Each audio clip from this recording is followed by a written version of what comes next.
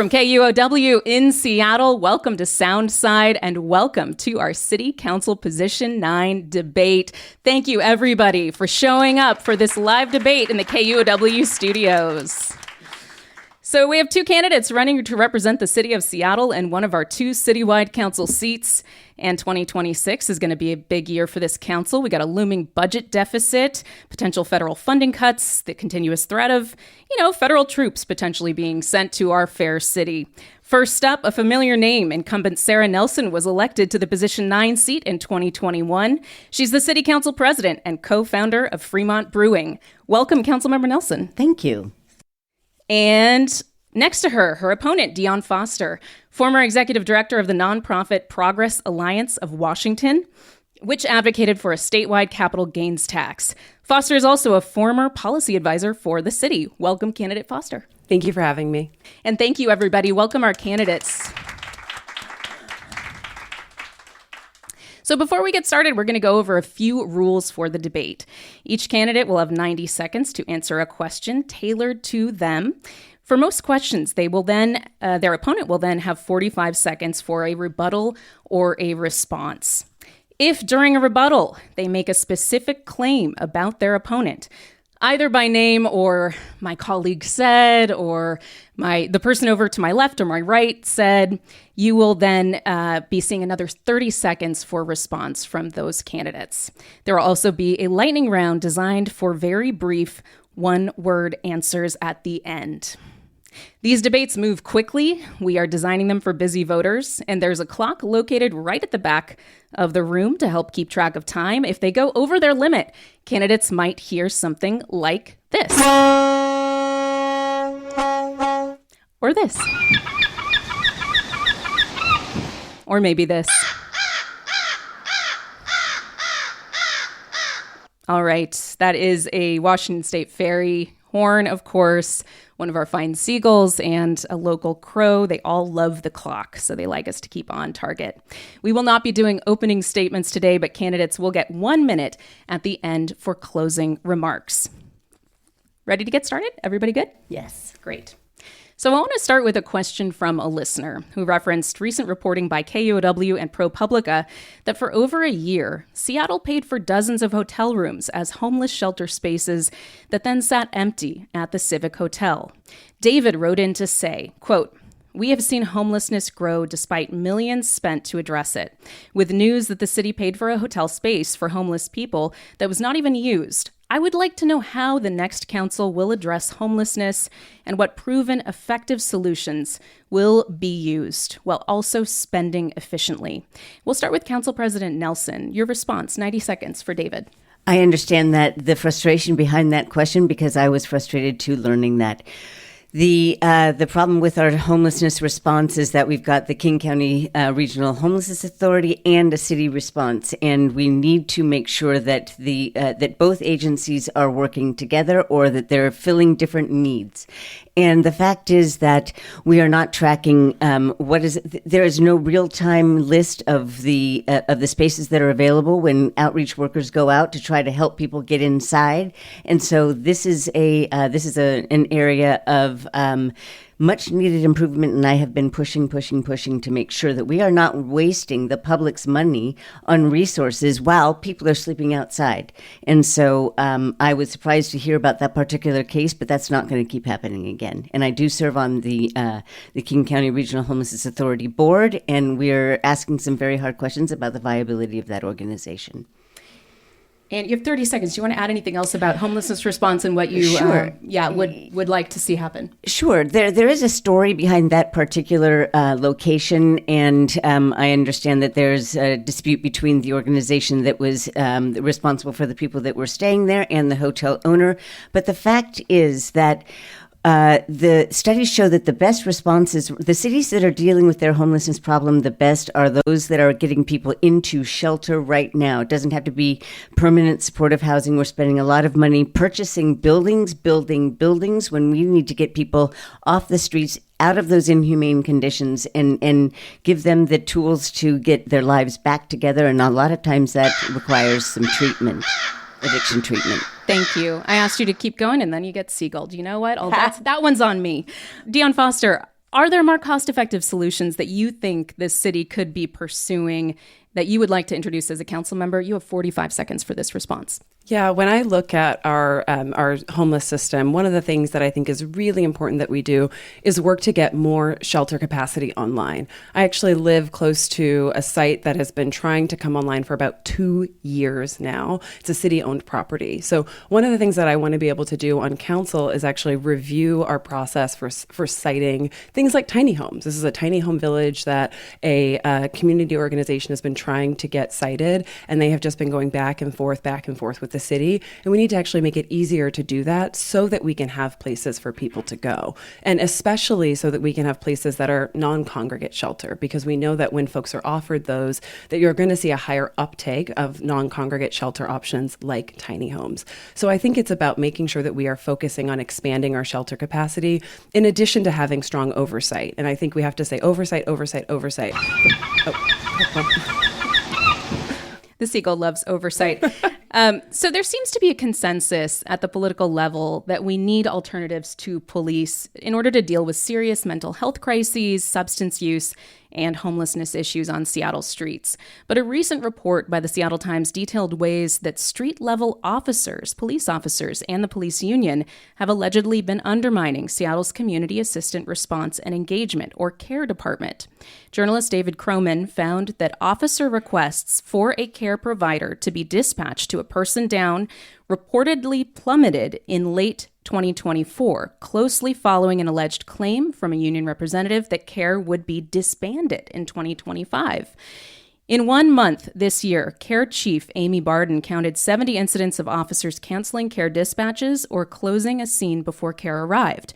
Mayor Harrell doubled the number of CARE responders funded in his recent budget proposal, but that will require a new agreement with the police union. This question goes first to you, Dionne Foster. Without police buy-in, is CARE doomed? And should the city move on to other ideas? What's the solution here? 90 seconds. Thank you. I believe that our CARE department, which is our third public safety department, is a critical part of how we actually move forward as a city and build a city that is really safer for everyone. One of the things that I believe we need to do is get to a place where the CARE team can actually be dispatched without being co-dispatched with SPD. So that means that the CARE responders would be able to take a phone call and go out and respond without needing to wait for a co-responder with SPD. When I first started campaigning, one of the first things I did was go on a ride along with the CARE team.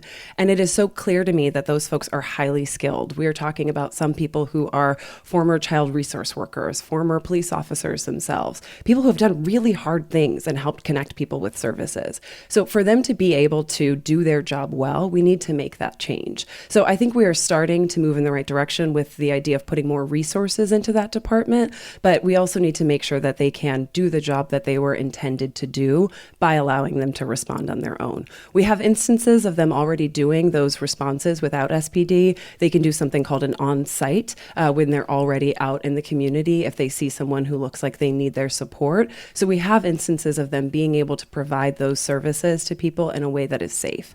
The other thing that we need to do is make sure that the CARE team actually has access to up-to-date information. They told me one of the folks I went out with said, I carry this sort of green book with me of different services, and they might call through to try to find somebody. In one instance, the CARE team worker told me they spent upwards of 6 hours trying to connect one person with services. So we need to make sure that they are actually getting co-deployed and getting up-to-date information. Thank you. Council President Nelson, what is your response, especially on this issue of buy-in from the police department and CARE teams? You have 45 seconds. The fundamental, let's say, everybody agrees, including SPD, the public, council, all the leaders, that officers should not be responding to crisis calls, right? So that is why the CARE department was formed and then expanded very rapidly. It has not even been, it's almost a year old, and we haven't really seen the evaluation and all the analysis of the kinds of calls that they're responding to. But this is the problem. We're talking about labor negotiations here, and until SPOG and the city agree on the division of labor, there are going to be those disconnects, and I agree that that is very frustrating.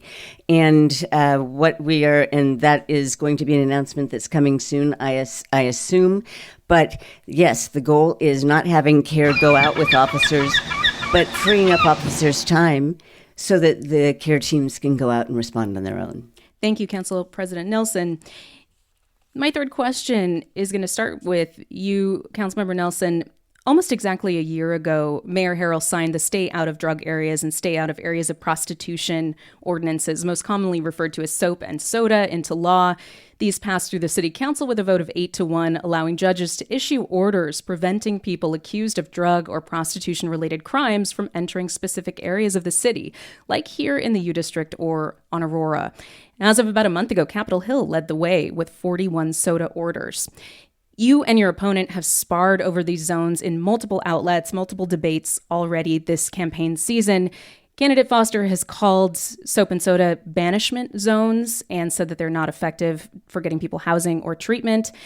Why did you support them? 90 seconds. We have got to interrupt the markets that are driving the drug dealing, and the sex trafficking and the prostitution that has been very difficult with the laws already just on the books.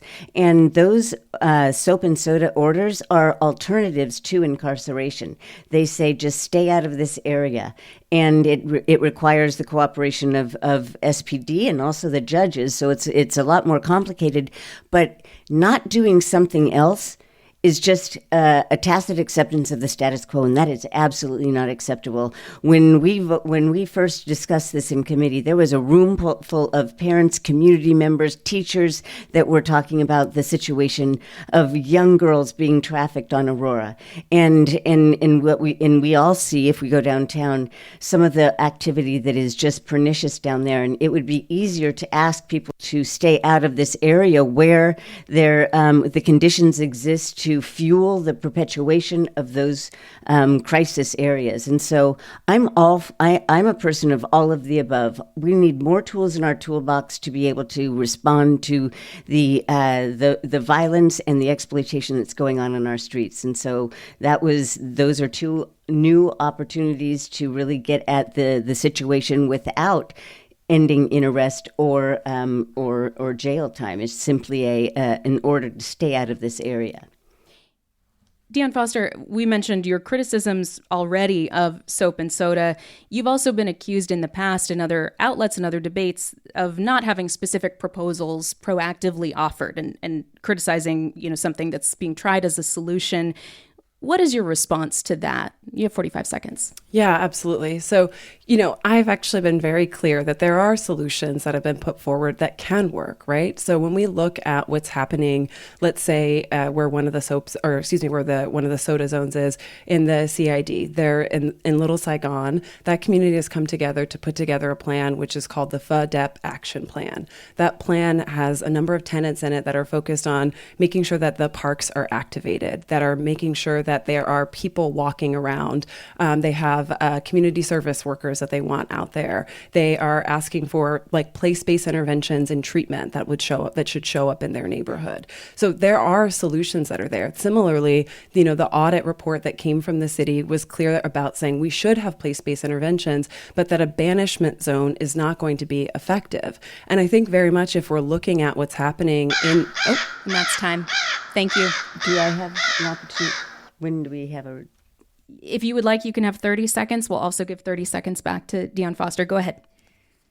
This situation is so dire in Little Saigon and in other places in the city that, yes, all of the above. I am leading the charge on expanding access to on-demand addiction treatment. That is something that we absolutely have to do. Nobody is saying that the services that are mentioned in actually the audit that I ordered and had presented in my committee. But again, there are times when when there is a response that is needed because nothing else is working, and we're talking about lives on the line. 30 seconds to you, Dionne, for final wrap up on this subject. Yeah, absolutely. So I want to be clear that this isn't working, right? Soap and soda aren't working, and they weren't working when the city had it before, and that information was presented to council. So that's one of the things that I've been clear about is when we look back and we talk about failed policies of the past, soap and soda are not ways to get people directed into treatment. They are not ways to get people directly connected into housing. So saying I believe we do need an all of the above approach, but soap and soda is not part of what should be entailed there because it is not what's going to be effective at getting people connected to the services that they actually need to be able to then, get clean and sober or come inside. Thank you. Dionne Foster, this next question will go to you. Last month, the city council, including your opponent here, Sara Nelson, voted to expand the city's real-time crime center by adding more police cameras in more parts of the city. You have criticized the expansion, citing data privacy issues and the risk of ICE and DHS accessing the footage. In response to my inquiry, the Seattle Police Department provided multiple examples of recent investigations into drug offenses, reckless driving, assault, and shootings, where the department claims that real-time crime center cameras aided in investigations, either as evidence that was presented to prosecutors or actually helping with arrests. If there are sufficient protections in place to protect that footage from being turned over to ICE or DHS, if you are comfortable with the privacy issue, would you support the use of law enforcement cameras with the real-time crime center? You have 90 seconds. Yeah. So when I look at what happened last month with that expansion, it was an expansion of a pilot program before the data from the pilot program came back. It's important for us to note that the city's own CPC, the Community Police Commission, opposed the expansion, as did the ACLU and other civil liberties organizations. So when I look at this moment that we're in, where we have threats from the Trump administration that are, causing people to live in so much fear that they are afraid to access local services. I am hearing from people who are saying, we are nervous about accessing our food bank. We're trying to get delivery to our home. When we are looking at what happened the very next day, which was the Trump administration asking the State Department of Licensing to hand over their data. And what we are seeing every day in our city and in this country is a complete abandonment of the rule of law, right? So the idea that we think that we can protect this data and ensure that it's not going to end up in the hands of the federal government, I think is not taking into account the consistent overreach that we are seeing. So I am very skeptical of the idea that we will be able to protect that data from that federal overreach, which is part of the reason that I opposed that expansion. Okay, just really quickly, because we have about 15 seconds left. If there were no more privacy concerns, do you have other concerns about the cameras, or was it primarily a privacy concern issue? And let's do another 20 seconds here. Sure. It's both a privacy issue and it's a question of what's actually going to be effective at prevention, right? So for me, I'm thinking about, obviously like I said, we're in this moment where we are seeing extreme overreach, but I also want to be clear that the things that I think help people, get connected to services or prevent people from committing crimes are making sure that they have access to jobs, making sure that they have access to housing, making sure that people have food in their bellies and that they're safe. So for me, I want to be focused on city council on things that I believe are going to help us continue to bring down crime and prevent folks from getting in that place in the first place. Thank you. City Council President Sara Nelson, you have 45 seconds here. You did vote in favor of expanding the real-time crime center cameras. What about those data privacy risks that candidate Foster has illuminated? Those are really present in people's minds right now. What's your response to that? I hear that, and what's really present in people's minds is kids getting shot in the areas where those expansions are proposed and where they will happen. The very 2 days after we passed that law, someone was shot in the neck on Capitol Hill. Had there been a camera there, we might have been able to get some evidence to be able to know who did that. Blue cities across the country have implemented what we call the real-time crime center, and so it is, like I said before, we need to use all the tools in the toolbox to keep people safe. And I will also note that that the council members that voted most strongly in favor of this come from communities where they see their people dying and disappearing at much higher rates than a lot of other populations. And so really, I take an oath to protect the health, safety, and well-being of my constituents. And that is one more tool to use. You're listening to Soundside on KUOW. I'm Libby Dankman, and this is a debate we recorded this week between the candidates for District 9 on the Seattle City Council, a citywide seat. Incumbent Sara Nelson and challenger Dionne Foster. We're here in studio in front of a live audience talking about the issues. We're going to get right back to that debate after a quick break here on KUOW. Stay with us. You are listening to Soundside on KUOW. I'm Libby Dankman. We're hosting our debate for Position 9 on the Seattle City Council. Candidates Dionne Foster and incumbent Sara Nelson are here with me in studio along with a live audience. It's time for everybody's favorite subject, taxes. Seattle's facing a projected $150 million budget shortfall. Not as bad as first thought, but still not great. We're going to flip the order of answers here. So I'll start with Dionne Foster. You previously advocated for a statewide capital gains tax, and you've said that you would support a citywide capital gains tax as well. Opponents of the state's capital gains tax have argued that it could push wealthy people out of the state. In 2023 and 2024, receipts for the capital gains tax did not come close to matching the initial year $840 million revenue, although the question is, did people just get better at working their money around the tax, or did they actually leave the state? We've heard similar arguments about city taxes. For example, GeekWire reported that Amazon had accelerated hiring in Bellevue and other cities soon after the Jumpstart tax went into effect. That's the payroll tax on big businesses. We don't know exactly how many jobs that represents, and Amazon had opposed the tax. Are you concerned about new taxes on the wealthy and whether they could push jobs away from Seattle? And is there a limit to the kinds of new taxes that you would support? 90 seconds. Great. So there's a number of things I want to bring up here. And one is that, when we passed the statewide capital gains tax, I believe at the time there were 42 other states that had a statewide capital gains tax. So we were really closing a loophole in our tax system. Second, Washington has the 49th most regressive tax code in the entire country. And we're only 49th because we passed that statewide capital gains tax. So when I look locally and I see our budget shortfall, and I see at the same time tax breaks that are happening at the federal level because of the Trump administration, and I see, we have very limited tools in our state that we can use. I believe that a local capital gains tax is one of the tools that we can use to close that loophole, to make sure that we actually can fund our critical services. And these are services that, unfortunately, may see additional hits.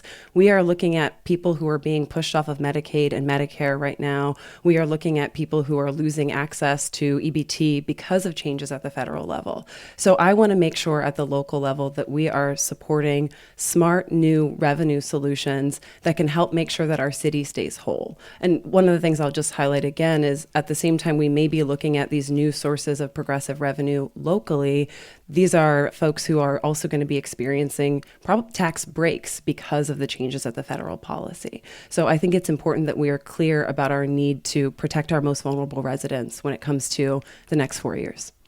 Thank you. Sara Nelson, you have 45 seconds here. You voted against a citywide capital gains tax when it came up in November. Do you support any new taxes to balance the budget? In fact, I do, and I did vote for I did vote for the B&O tax. That will go to the voters. And we're about to vote on the mayor's public safety tax, and I am in favor of that because I know what it will pay for, because I put forward a list of services that will expand access to addiction and recovery-based housing, and a whole long list of other services that we need to stabilize. So I am not against progressive revenue, but but too many people talk only about revenue and not about results. I am hyper-focused on the outcomes. I need to know how that money will be spent and how it's different from what we're already doing right now. May I add to that? Okay, if you want to take 30 seconds, then we'll give 30 seconds back to to Sara Nelson as well. Go ahead. Yeah, I do think it's important that we highlight that the City Council did consider a municipal capital gains tax last year that former council member Moore brought forward. And there was a spending plan that was associated with that. And the council member voted against it. And that's part of the reason why that local capital gains tax failed. I also think it's important to note that early on in the campaign, what I heard my opponent say was she was open to a municipal capital gains tax. In recent debates, I've heard you say you're no longer open to that. So I've seen a lot of changes in this position. I also want to be clear that on council, we had the opportunity to fund our social housing developer and a decision to make between Prop 1A and Prop 1B. I supported Prop 1A because I believe we need to actually fund our social housing developer. My opponent did not. I think that the Seagull was a fan of 1B or 1A or something. I'm not sure. 30 seconds to you response to what we just heard from Dionne Foster. I understand that if you're not in contact often with our Office of Forecasting, you might not know how unstable and the municipal capital gains would be. And the big problem with it is that we do not have any idea how much revenue it will generate. The anticipation is anywhere between $18 and $31 million. That's not a solid enough amount to be able to plan any kind of program around. And what I said just a moment ago is that I will support a revenue if I know what it's going to pay for. We don't just decide that we need more money. We need to decide what we're going to do with it and what problems we're trying to solve. Thank you. We're going to stay on the subject of taxes, and this one is going to go to you, Council President Nelson, on the subject of what taxes go to. A few weeks ago, Mayor Bruce Harrell released his proposed budget, which would once again pull in a large chunk of revenue from the city's Jumpstart tax to help avoid major service cuts. This tax was originally intended for specific purposes, primarily affordable housing and climate initiatives. Labor leaders and others have pushed back against the tax being diverted for the general fund. Council President Nelson, on the campaign trail in 2021, you opposed the Jumpstart tax. Since then, you have voted in favor of diverting the funds to balance the budget. Why did you vote in favor of that diversion? Do you worry that this does undermine trust from voters who say, hey, when a tax is enacted for one thing, that it should go for paying for that one thing? You have 90 seconds. Well, when council changes laws all the time, we amend past laws all the time, and so it's not unusual to say our conditions have changed. We need to use that money for something else. What it comes down to is I voted to use that money for other things, so we did not have to fire people. That was the choice. The choice was eliminate services, eliminate FTEs, or use that money for other things. It came down to that quite simply. And so we have to sometimes make very hard choices about what the revenue that we have and what we're going to spend it on. And my choice was certainly with keeping our people hired in the jobs that they're providing for the people of Seattle. And I'll just turn it back to you, Dionne Foster here. If you are on council right now, would you vote to divert Jumpstart to balance the budget? Why or why not? So this is a great opportunity to go back to the point about a capital gains tax and the fluctuations, which I'm very familiar with. So one of the opportunities that we have to make sure that we are protecting from firing people and cutting services is you could do something like pass that capital gains tax and bring those resources into the general fund as a means for us to be able to have more money going back to its intended purposes from the Jumpstart tax. Every council has used a portion of the Jumpstart tax to fill a part of the budget since it has been passed. But I believe that if we continue to actually have diverse and progressive revenue sources, we can get more of that money back to its intended purpose, which was in housing, it was in the green new economy, and making sure that we are dealing with climate change. So that's one way that we can actually lessen the diversion of those resources. 30 seconds. Thank you. Sure, I'll give you 30 because you also had some time left over from your first answer. So this will be your 30 from the first answer. Not another option, but an additional thing that we should always do is evaluate the performance of our investments. And we have a responsibility to ensure that what we are spending money on is working, that the outcomes that we anticipate are actually realizing. And if they're not, then we also need to consider reevaluating those investments. And that is responsible government as well. We don't necessarily always have to be going for additional sources. We have a responsibility first and foremost, no matter if there are lots of options for additional revenue or zero options, that is our job, and we have got to do that. So thank you.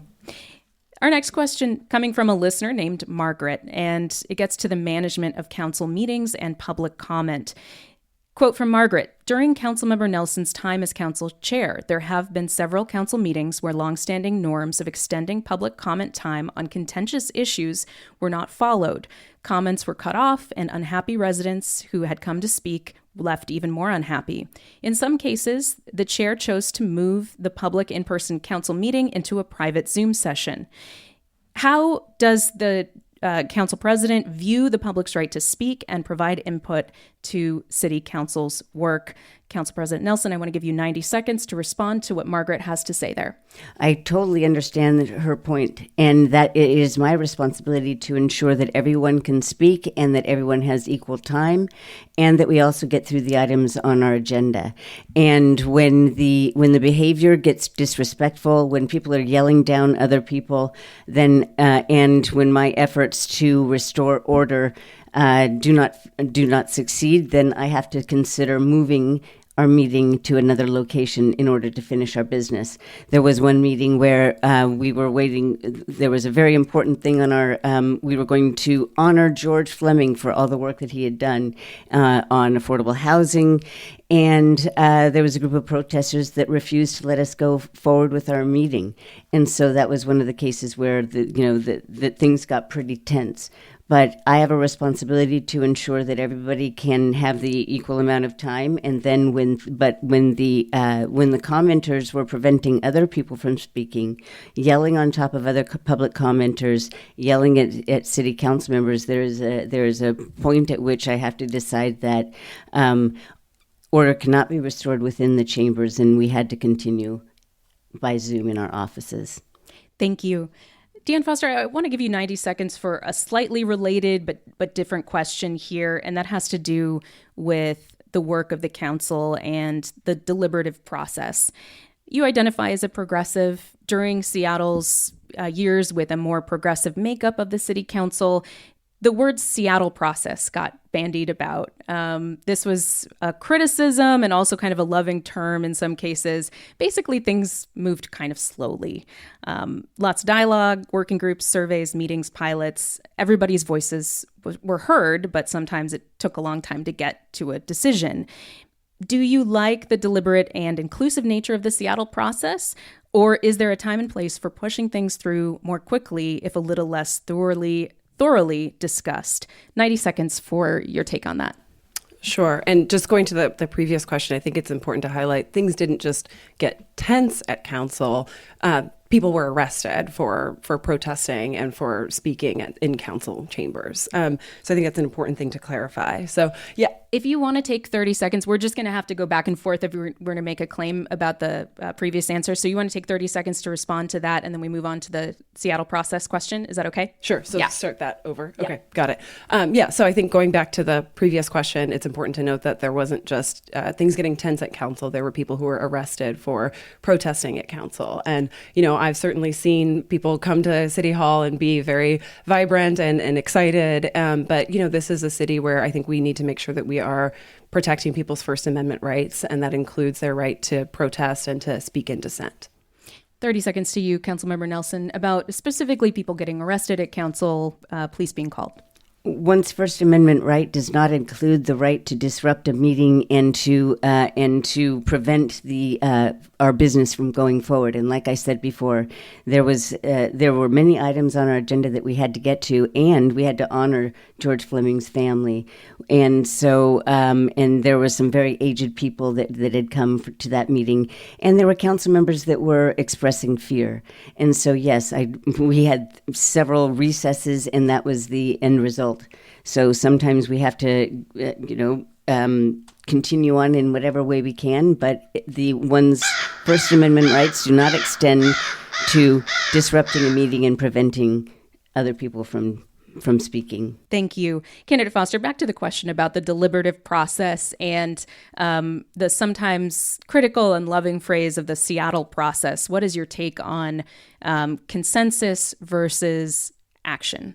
Yeah. So, I definitely think of myself as a coalition builder, and that means being able to hear perspectives from people whom I agree with and people who I don't agree with. And I will say, I think that is one of the strengths of when we create, a work group around a particular issue that needs to be solved, is you have the opportunity to sort of front load those disagreements, and you have the opportunity to to do that negotiation. So when I think of my potential role as a council member, I absolutely see part of it being making sure that we are doing smart and effective stakeholdering that gets to hear from people who have diverse and dissenting opinions, so that is baked into the legislative process up front. I think that's the way I think of the Seattle process. Thank you. And we are running out of time for this debate, so we're going to move on to a fun little section we like to call the lightning round. I think that crow just got hit by lightning. So lightning round, and these are going to go really quickly. We're hoping for brief answers. These are like one word or a couple of words. Otherwise, we might, again, hear that seagull or crow that just got hit by lightning. First question. Does the Seattle Police Department currently receive sufficient funding? Yes or no? Council President Nelson, you first. Yes. Dionne Foster. Yes. Question 2. One name only, Katie Wilson or Bruce Harrell? Dionne Foster first, and then Sara Nelson. Katie. I'm not going there. That's a undecided or a... Seriously? I'm going to go with Bruce. Okay. Question number 3. Council President Nelson, you've talked about, and I find this to be really inspiring as somebody with addiction in her own family. You've talked about your sober journey. In honor of that commitment, what is your favorite NA beverage? And this could be something that you make at home or that you purchase at an establishment or anything like that. It would have to be the NA Fremont Brewing NA IPA. I could have predicted that one. Fremont IPA NA. Dionne Foster, your favorite NA beverage? I like the Athletic Brewing that comes in the orange can. I don't know what it's called. Athletic Brewing orange can. Okay, that the company is sad that you don't know the name. Okay, so question number 4. President Trump has called Seattle a crime-infested hellscape. I think we can all agree that public safety is important. Also, I don't see hellscape reflected in my experience of the city. So if you had an afternoon to show President Trump the real Seattle, where would you go? Dionne Foster first. Oh, great question. I would do a light rail ride from the airport, maybe get off on Beacon Hill, walk to the library, visit some of the small businesses that are there, trounce over to Jefferson Park and see the skaters and all the families that are out enjoying the city. Council President Nelson, where would you go to take President Trump to show him the real Seattle? I'd get him on a bicycle and we'd ride the Would it be a naked bicycle ride like in Portland or clothed? That can be his choice, But I think that a bike is a great way to see our city and travel through a lot of neighborhoods and see the water, lots of different kinds of water, yes. This is a final lightning round question, everybody. Hot rat summer. It took the city by storm. What is the next piece of Seattle public art that should get a big online fan base? Dionne Foster. Okay, I'm very biased here. So my co-parent does public art in the city. So I'm going to have to say... This is like the Fremont Brewing question. I'm sorry. So, and I have to give him a shout out. He actually just won the Nettie Award for his art for murals around the city. So I'm going to say going and seeing Craig's art around the city. Okay, Craig. Well, can we have a full name? Oh, Craig Cundiff. Okay, that was the plug. We had a plug earlier, so we have a plug here. What is your answer of the public art that you think should get a big online following? I believe there are now these big, huge, like 10 by 10 square paintings downtown. Well, actually more in Pioneer Square that you can go see actually get painted. It's a new program, and they don't get graffitied, and it's kind of an anti-graffiti effort, but it's also a Pioneer Square beautification program. And so I suggest anybody go down there and look for those huge things. You'll know what I'm talking about. Nice. All right. We are at the end of our debate for position 9. We flipped a coin at the beginning. Producer Sarah flipped a coin. And the order for our closing statements will go Dionne Foster, then Sara Nelson. And you have 1 minute, Dionne Foster. Absolutely. Thank you so much for having me. I am so excited to run for this position because I want to make sure that this is a city that's going to work for all of us. We didn't get a chance to talk too much about housing affordability today, but that is one of the issues that is most near and dear to my heart. And we have an opportunity next year on part 2 of the comprehensive plan to make sure that we are building enough housing. We have an opportunity through making sure that we are getting Jumpstart back to its intended purpose to continue our investments in affordable housing. And so much of that is what brought me to decide to run for city council. So I'm ready to get to work on day 1, working on housing, working on safety, working on bringing our neighbors inside. I'm incredibly proud to have the endorsement of Congresswoman Pramila Jayapal, of MLK Labor, of more than 30 local elected officials around our region who are putting their faith and their trust in me to represent our whole city. And I hope to earn the vote of our listeners. Thank you. Thank you. Council President Nelson, you have 1 minute. Well, I am running for re-election to build on the progress that we've made on some of our constituents' top priorities. Public safety. What I'm hearing from my opponent is a lot what I heard from the previous council. No on this, no on this, no on this. We have a lot of distance to go on public safety, but we're getting there.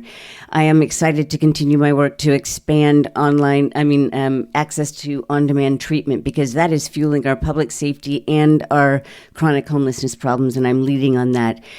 We have delivered results for the people of Seattle, but there's farther to go, and we can't stop now. We cannot go backwards. I'm proud to be endorsed by the Seattle Times, the Seattle Building Trades Council, ironworkers, electricians, the Amalgamated Transit Union, which are the people that drive our buses and our light rail. They see what's going on all over the city, and they are putting their trust in me to make things better. Also, the firefighters, what they're experiencing and seeing, they are putting their faith in my ability to keep us moving forward.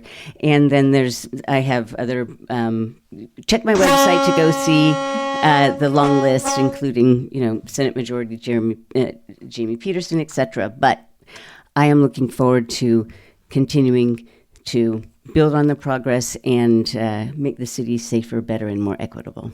Thank you. That was Council President Sara Nelson. You also heard from candidate Dionne Foster, candidates for your Seattle City Council Position 9 seat. You can find all of our election coverage at KUOW.org and the Soundside podcast feed.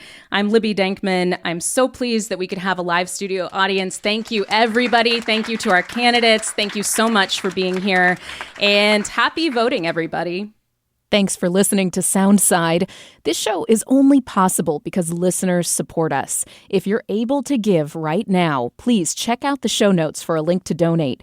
And don't forget, you can listen live on KUOW 94.9 FM Seattle at noon and 8 p.m., Monday through Thursday, or anytime online at KUOW.org.